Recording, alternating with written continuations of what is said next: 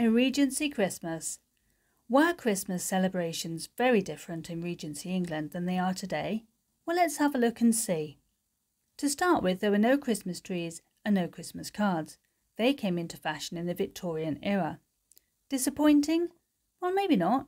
If you were a member of Jane Austen's social circle or higher, then the Christmas period could be an enthralling but exhausting experience. Do you like parties, dancing, free-flowing booze and masses of food? Yes? Then you would have loved it. Regency Christmas celebrations began on December the 6th, which is St. Nicholas's Day, and St. Nicholas is the origin of Santa or Father Christmas as we know him today. On this day, small gifts were exchanged, and it was essentially a day for giving gifts to children. St. Nicholas Day kicked off a month of partying, from balls and supper parties and other social gatherings, often raising money for charities and poor people of the community at the same time. This date also sparked the time of visiting friends and family, eventually culminating in one final extravagant party on January the 6th, also known as Twelfth Night, an ancient festival celebrated in the time of William Shakespeare 200 years earlier. In fact, Twelfth Night celebrations were notoriously riotous, so much so that Queen Victoria banned them in 1870s. What a party pooper! The next festival date was the Feast of St. Thomas on 21st of December. This festival was superimposed onto the winter solstice, celebrating the shortest day of the year. On St. Thomas's Day, older women went a-Thomasing in their community. They would visit their neighbours hoping to receive gifts or money. Because of the Napoleonic Wars in Jane Austen's time, a lot of war widows would be a-Thomasing, making the most of the opportunity to canvass generous neighbours, and they would often receive clothes, food and coin. Christmas Eve. This was the time to bring the outdoors indoors by gathering evergreens to be made into boughs and wreaths to decorate the home, using whatever was grown or was available in the community, in the neighbourhood. Laurel, hawthorn, holly and ivy were all used, as were evergreen herbs like lavender and bay. Dried apple and oranges may also have been added to these boughs and wreaths, along with ribbon to brighten them.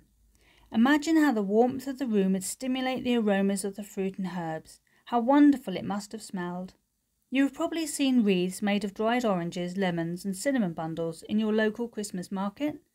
These are a modern take on the evergreen wreath tradition, and they too smell wonderful.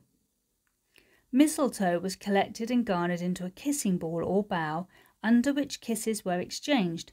After each kiss, the couple took a piece of mistletoe from the bough until there was none left. Sadly, at that point, the kissing had to stop. Christmas Day. Everyone attended church for the Christmas service, where songs such as While Shepherds Watched, Holly and the Ivy, and God Bless You Merry Gentlemen would have been sung. Then everyone returned home for a festive dinner of perhaps soup, a fish course of perch, scallops or halibut, roasted meats, usually beef, goose or venison, and there may also have been game such as pheasant, pigeon or hare. Our now popular turkey roast was available, but was not particularly fashionable until Victorian times. Vegetables were whatever was in season, so carrots, parsnips, sprouts and cabbage, so just like today. The Christmas pudding in Regency England was a plum pudding made from dried plums or prunes. It had a sprig of holly atop it. It was then covered in brandy and set alight. Whoosh! This was more for dramatic effect than to improve the flavour. My mum used to do this when we were kids, and it was great fun. We turned the lights out and oohed and ahed at the purple flames writhing and dancing over the rich black pudding. Alternative and not so exciting puddings would include gingerbread, butter shortbread, syllabub, which is like a frothy mousse, gingered nuts and sugared plums.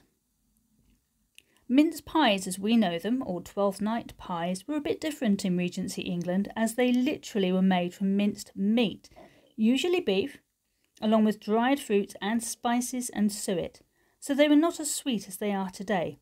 How do you fancy those? The pies would be baked and eaten throughout the 12 days of Christmas, traditionally believed to bring 12 months of happiness in the coming new year. So the Regency Christmas dinner is pretty much unchanged now. What do you have for Christmas dinner? New Year's Eve. A Yule log was brought in from the woods and bound in hazel twigs. It was then brought to the hearth and set alight with the burning embers of the last log of the year. This was in recognition of the cycle of life, signifying a new beginning in the new year, and it was considered very unlucky if your Yule log refused to catch alight from the old log. Twelfth night. Hurrah! The final party with dancing and feasting. Party games including apple bobbing and card playing were popular, and hot spiced wine flowed freely. All the evergreen decorations were gathered up and burned, and it was very unlucky to have your decorations still in place after Twelfth night.